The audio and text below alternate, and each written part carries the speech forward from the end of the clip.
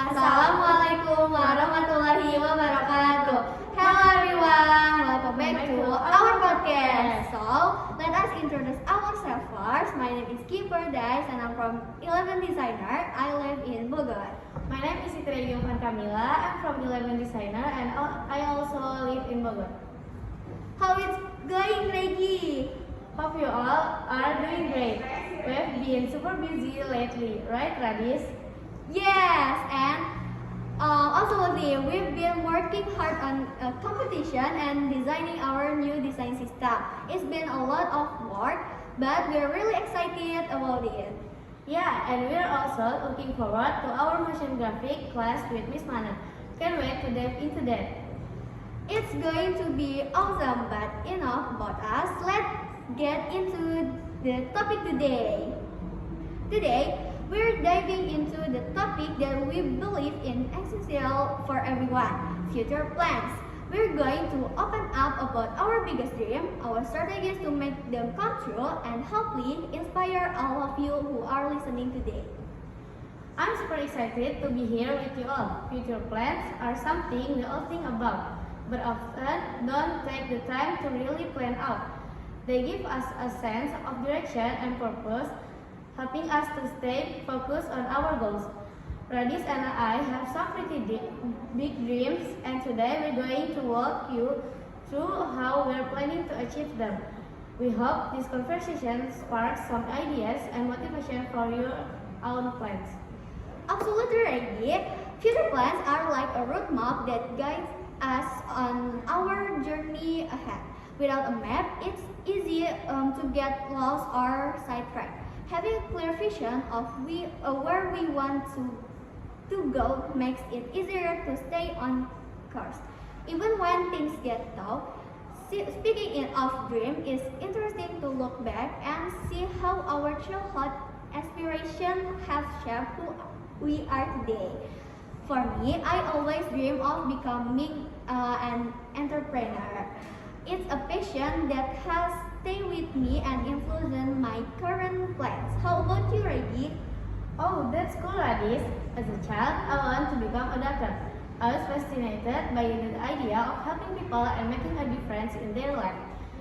Over time, my interest shifted towards technology and startups, but that initial desire to help others is still a big part of what drives me today. It's amazing how our childhood dreams can evolve but still influence our future plans. Now, let's dive into what we're working on right now. Lately, Reggie and I have been really busy. We're redesigning our 10th grade design because we weren't satisfied with how they turn out. We're also working on creating a design system that we can use for our future project. It's been a lot of work, but we are excited about how it's all coming together. Yeah, it's been quite a journey, but let's get back to our future plans, Radis. Why don't you start by sharing more about your plan? Sure, so my future plan is actually quite layered. I want to start with a car rental business. It's something that can provide a steady income and help me to gain business experience. But that's just the beginning. I plan to use the profits from car rentals from this business to fund a boarding house venture. What makes this plan special is that I also want to create a space where homeless people can find a real home, not just a temporary shelter. Wow, that's really inspiring, Radis. You're not just focusing on building a successful business, but also on giving back to the community in a meaningful way. I'm curious, what sparked this idea? What motivated you to come up with such a thoughtful and ambitious future plan? Okay, my inspiration comes from personal experience and observing the world around me. I have always been sensitive to the struggle people who are less fortunate. Seeing people living on the street every day made me realize that I want to do something more substantial to help. I don't just want to I just want to provide temporary aid, but I want to give them a place they can truly call home. That's what led me to think about how I could see a business to support this vision. That's such a powerful motivation, Radis. It's one thing to have a successful business, but it's another to use that success to make a real difference in people's lives. I'm sure that are many challenges you will face along the way. How do you plan to overcome them, and what do you think will be the biggest hurdles? There will definitely be challenge, especially in the early stage. The first step is to conduct through market research. I need to understand the current rental market in my area, identify my target audience, and evaluate the competition. Once I have a solid understanding of the market, I will focus on building an efficient management system to keep operation running smoothly. After the car rental business is established, I will shift my focus to finding a suitable location for the boarding house and the home for the homeless. You have clearly thought this through, Radis. I love how detailed and structured your plan is. But are there any unexpected challenge that you might not be prepared for, or anything that's keep you up at night? There are a few concerns on my mind. The car rental market is competitive, and I know I will be up against some big players. Managing a boarding house comes with its new set of challenges like ensuring tenant certification and handling the administration side of things. And for the homeless home, I will need to collaborate with various organizations and possibly the government, which can be complex. But I believe that with the determination, a clear plan, and right support, I can overcome this obstacle. That's the right attitude, Radis. Your passion and dedication are evident, and I have no doubt you'll success. What keeps you going on through that days? What do you stay motivated when the going get tough? What keeps me motivated is the tool of making a tangible difference in people's lives. Every time I think about the end goal, helping people who are less fortunate, it's recognized my passion. I also seek advice from people who have been through similar journeys. Learning from their experience and insight give me the strength to keep pushing forward. That's such a positive mindset. Staying focused on your ultimate goal and learning from others are both crucial. Now it's my turn to share my future plan, right? Of course, Reggie, I have been eagerly waiting to hear about your future plans. Let's hear it. Alright, so my future plan is to become a successful startup owner. I have always been fascinated by technology and how it can be used to solve real world problems.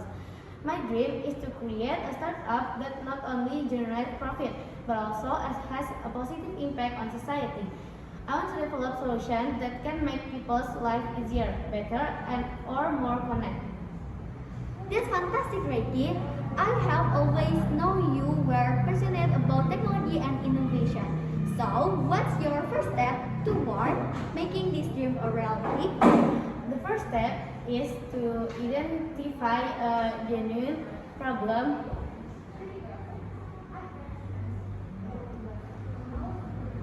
that needs solving.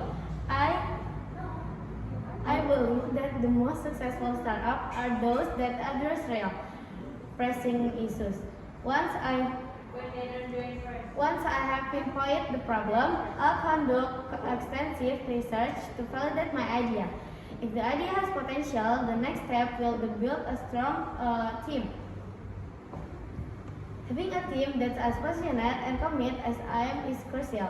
I will also be looking for a member who can provide guidance and support throughout this journey. That smart approach, Reggie. Ideas are just starting point is the execution that really matters. How do you plan to find the right people for your team, and what qualities are you looking for in your potential team members?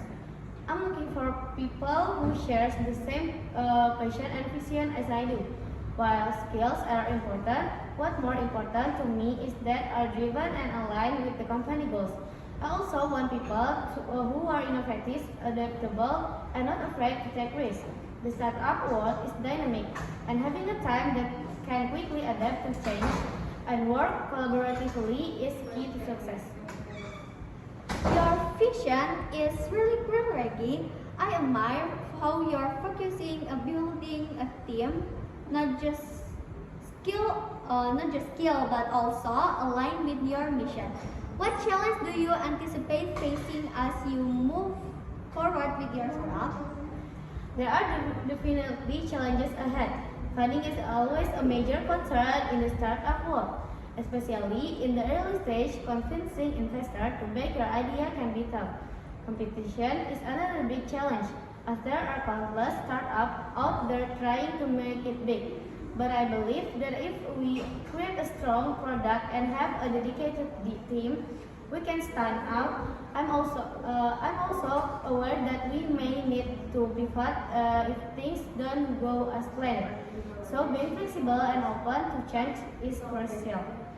You're absolutely right, Reggie. Flexibility and adaptability are essential in the startup world. I'm sure with you, I'm sure you will navigate this challenge successful.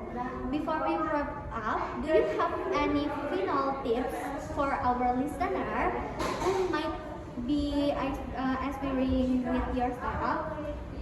My advice is to just start. It's easy to get catch up in planning and overthinking, but at some point you have to take action. Don't be afraid of failure. It's part of the learning process. Also, surround yourself with people who can mentor and support you. Having a mentor can provide invaluable insight and help to see things from a different perspective. More importantly, stay persistent and keep pushing forward, even when things get up. That's solid advice, Reggie. I'm sure our listener will find your insight incredible, valuable. No matter what our future plans are, the most important point is consistency, hard work, and adaptability are the keys to making our plans will be reality. Yes, keep up the spirit and believe that every effort you put in will eventually pay off. Thanks so much for tuning into our podcast today. We'll catch you in the next episode. See you. Okay, what will you do in next week, Reggie? How about your project in DKV? Alhamdulillah, project in DKV all done, but I need to redesign my project. What you will redesign, Reggie? I think I will redesign some of my design in Cambridge. Oh yeah, me too. Because we feel like our design in 10th grade is so ugly, right? Yes, and I really don't like my design about Job X is really ugly, and I will redesign. I already designed already. Do you want to see after this podcast? Yes, I want to see. How about your English project lagi? My English project, I still do third SKL. How about you, Radis? Oh, I already with Ifat because Ifat is really fast to do SKL, and that makes us more faster than you. And we take record in in last week we the first partner who have done the SKL 3 third SKL. what's your team? Who? My team for the SKL is Zalfa and Hasna. What do you talk about in the SKL third Interview. interview? About what? About what? About UI UX designer role. Me too. About the Oh, yeah. design. Well, we said already. Okay.